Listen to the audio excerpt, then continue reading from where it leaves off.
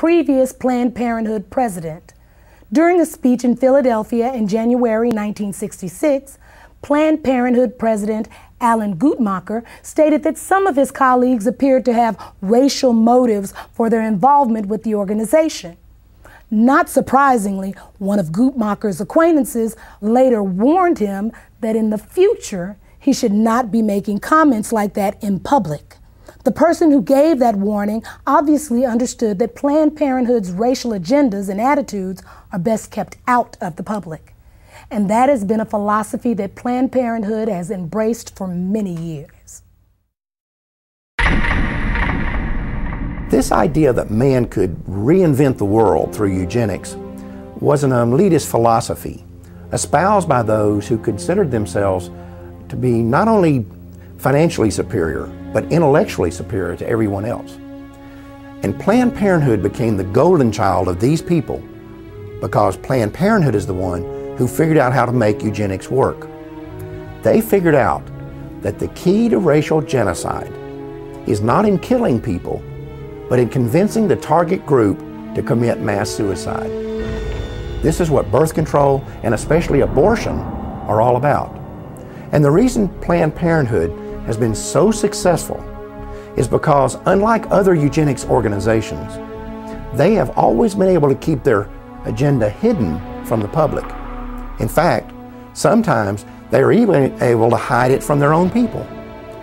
I will assure you that there are Planned Parenthood employees and volunteers all over this country who have no idea what they're actually involved in. Then there are other people who will look you right in the face and tell you that racism was not the driving force behind the American eugenics movement.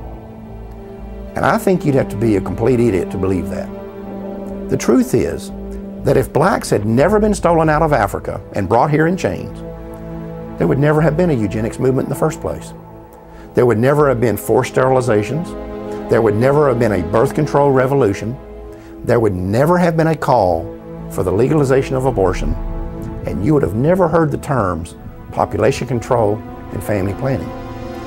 The fact is that had slavery never existed, Planned Parenthood would not exist today. We need to remember that over 60 years ago, a man who could today be called the father of modern-day eugenics proposed that population control clinics be concentrated in minority neighborhoods. And now today, the vast majority of Planned Parenthood clinics are located in our neighborhoods. Are we really so naive to believe that this is all a coincidence? We all know that drugs, alcohol, and tobacco are devastating, especially in the Black community. We know that the big corporations target us with the ads and the marketing campaigns. And yet, we don't notice that Planned Parenthood is doing the very same thing? We need to pay attention to the fact that in the 1960s, when we as African Americans began to demand our civil rights, for the first time in American history, there began a widespread cry in our government for legalized abortion. Was that coincidence too? Or could it be that when we said we would no longer sit on the back of the bus, a place was being reserved for us down at the abortion clinic? For most people, it may be hard to conceive that the ethnic cleansing going on today through legal abortion began with the fear of freed slaves. But as you have seen, that is exactly what happened. When colonization failed, Charles Darwin and Francis Galton were there to tell the world that people of African descent were just one small step above the ape. And white elitists embraced that philosophy, not because they had studied it and found it to be true, but because it gave them the permission they needed to wipe us out. And that launched a chain of events that quickly took on a life of its own. Every time one eugenics strategy failed, another was invented to take its place. It was a pattern that would be continued from one generation to the next until they finally discovered the strategy that worked. You know, when you study the Nazi Holocaust, you can see these films of Jews running into ditches to be shot in the head. You can even see films of them actually walking into the gas chambers. And it's tempting to ask yourself why they didn't fight back. I mean, if you're going to be killed anyway, what do you have to lose? Perhaps the answer is that they simply could not believe it was really happening. Maybe the normal human mind is just not wired to accept that your fellow man is capable of such senseless brutality on such a scale, even when you see it happening with your own eyes. As African Americans, we need to recognize that we are doing the same thing. We need to understand that terms like pro-choice and reproductive rights and family planning are nothing more than marketing slogans. They're just code words that organizations like Planned Parenthood use to hide the fact that we're voluntarily submitting to the will of those who have been trying to exterminate us since the day slavery ended. At the beginning of this program, we told you that the Maafa didn't end with the freeing of the slaves, and that in fact, it hasn't ended yet. Now you've seen the rest of the story. Now you know that legalized abortion is more than just a crime against humanity. It is also the continuation of a 150-year-old racial agenda that was founded in Black genocide. And I hope that you have also come to see that as long as abortion remains legal, the Maafa cannot end. Thanks for watching. Brothers and sisters, it is time. Yes, it is. Amen. Brothers and sisters, it's time for us to go to the streets on this issue. Yes, it is. Amen. We need to be in the streets on this issue. Amen.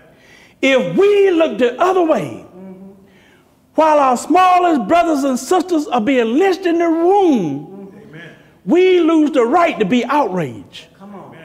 That we were once lynched by the Klan.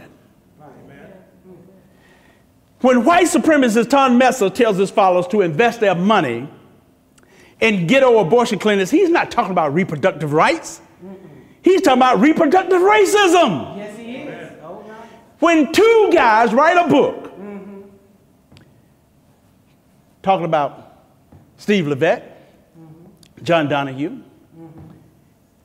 when two guys, Steve Levette and John Donahue, write a book in which they claim that the high rate of abortion keeps the rate of crime down, be assured, they know that a vast majority of American abortion clinics are in black neighborhoods. Oh, yes, they do. Oh, yes, they do. Come on. They know they're in the minority neighborhoods. What we need to understand is when we let Planned Parenthood into our schools, when Planned Parenthood put their death camps, when we let them put their death camps in black communities, in our communities, That's right.